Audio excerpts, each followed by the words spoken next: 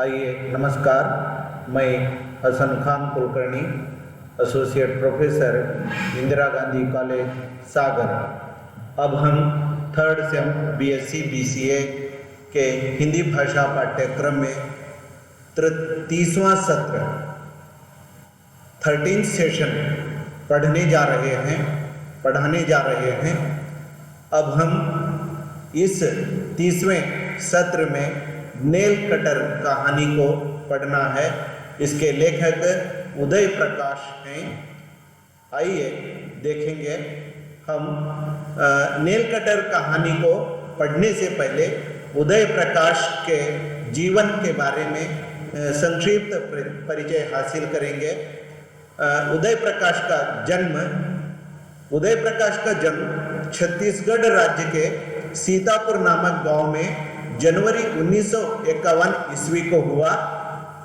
उनकी शिक्षा वे एमए तक हिंदी में अध्ययन कर चुके थे। वे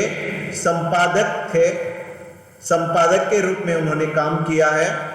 पूर्वाग्रह, दीनमान, नवभारत टाइम्स, संडे मेल आदि के सह संपादक वे बने।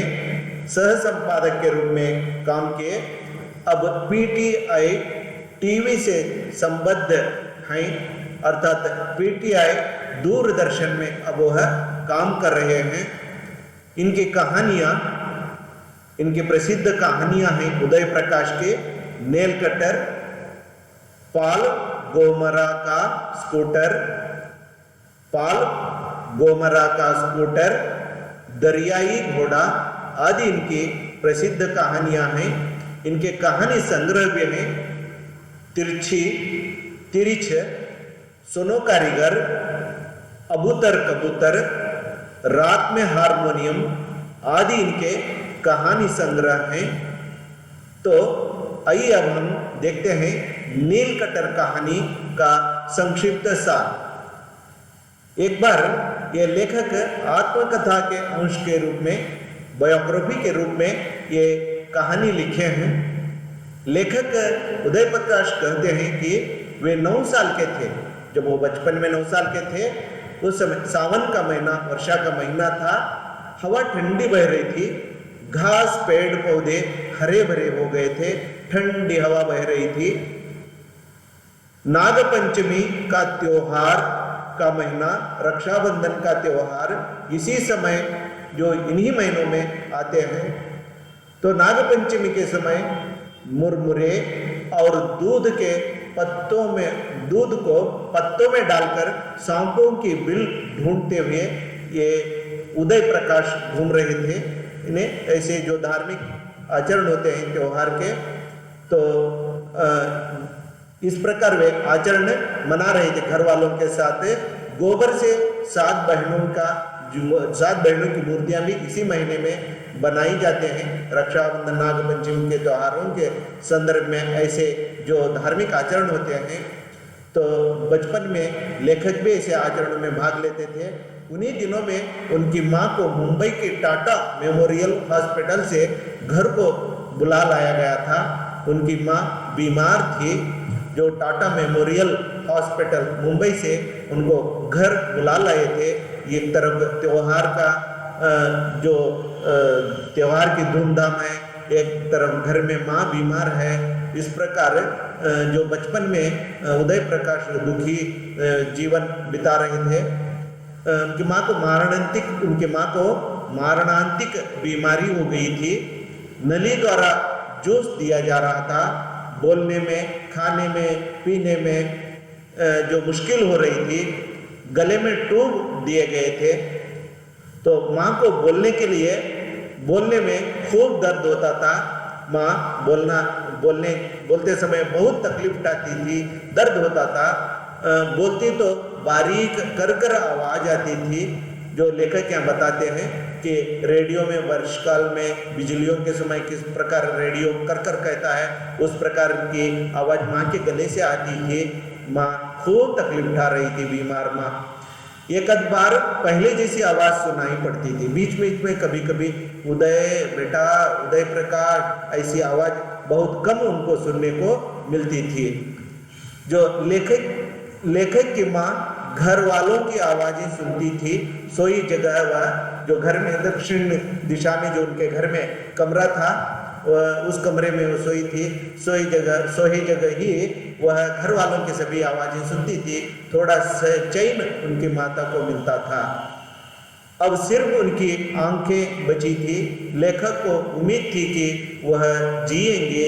वे अपनी जीवितावधि तक माँ को देखना चाहते थे। तो माँ की आंखें, हाथ पैर शरीर सब गल गया था, केवल आंखें के गोले ही इधर उधर घुमाती थी। तो उनको विश्वास था कि माँ को कुछ नहीं होगा, वो जिंदगी बचेंगे। कभी कभी लेखक डर जाते थे, एकांत में रोते थे बैठकर। एक दिन माँ लेखक को बुलाकर अपना हाथ फैला देती है, दायां हाथ राइट हैंड उनके सामने रखती है। उनके दाएं हाथ की सूर्य की उंगली, जो चौथी उंगली राइट हैंड की, फोर्थ फिंगर जो राइट हैंड की सीधे हाथ की जो चौथी उंगली दिखाती है, उस उंगली का नाखून उखड़ गया था। उखड़ने से उनको खूब दर्द हो रहा था माँ को। लेखक समझ लेते हैं। लेखक उनके पिताजी इलाहाबाद के कुंभ मेल से लाए हुए नेल कटर को लेकर माँ का नाखून काट कर ठीक करते हैं। उनके नाखूनों को वो साफ करने की कोशिश करते हैं।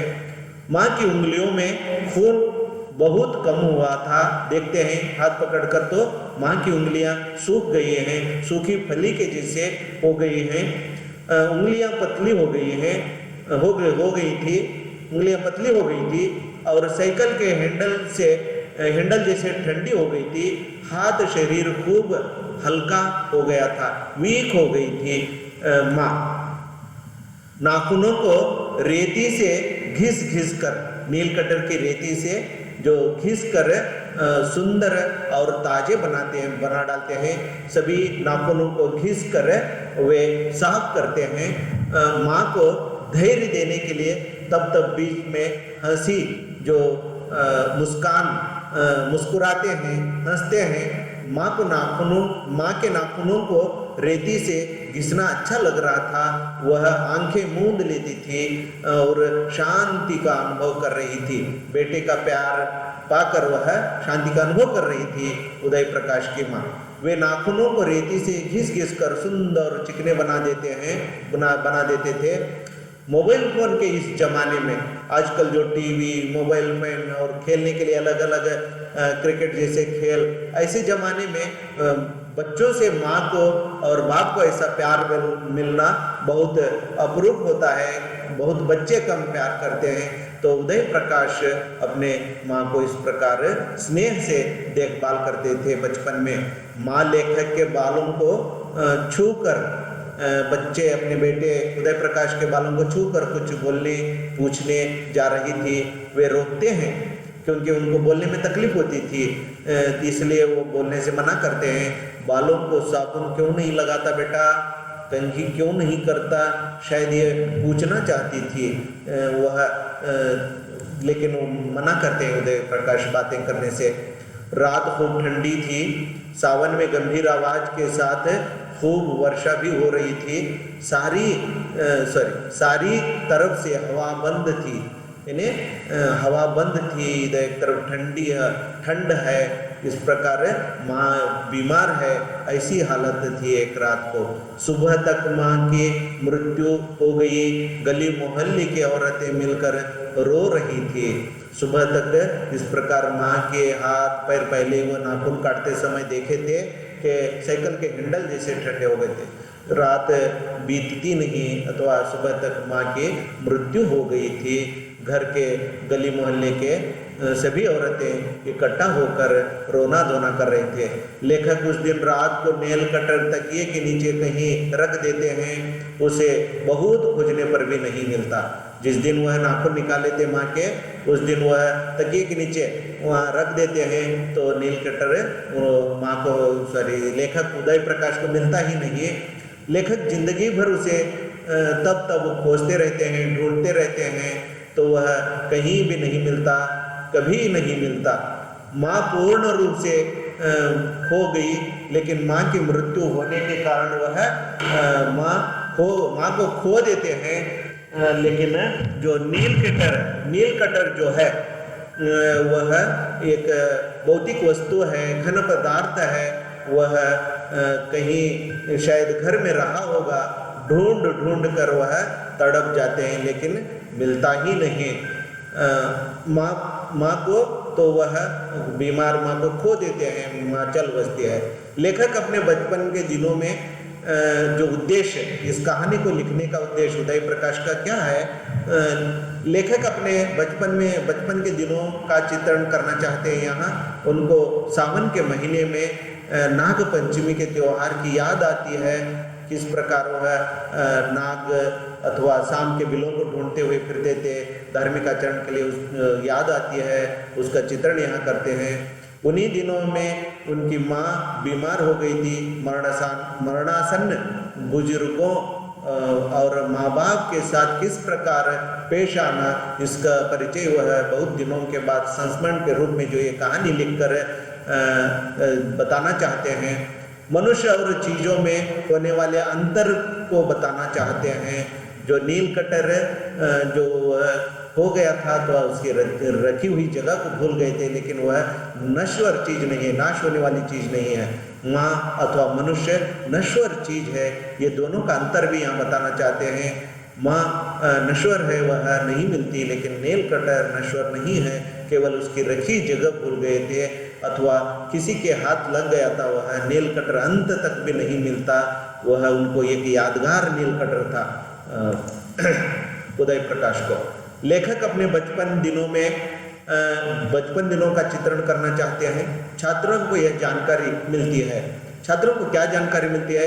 लेखक उदय प्रकाश बचपन में किस प्रकार अपने माँ बाप को प्यार करते थे, उसका परिचय यहाँ देते हैं। पाठक और छात्रों को जानकारी मिलती है।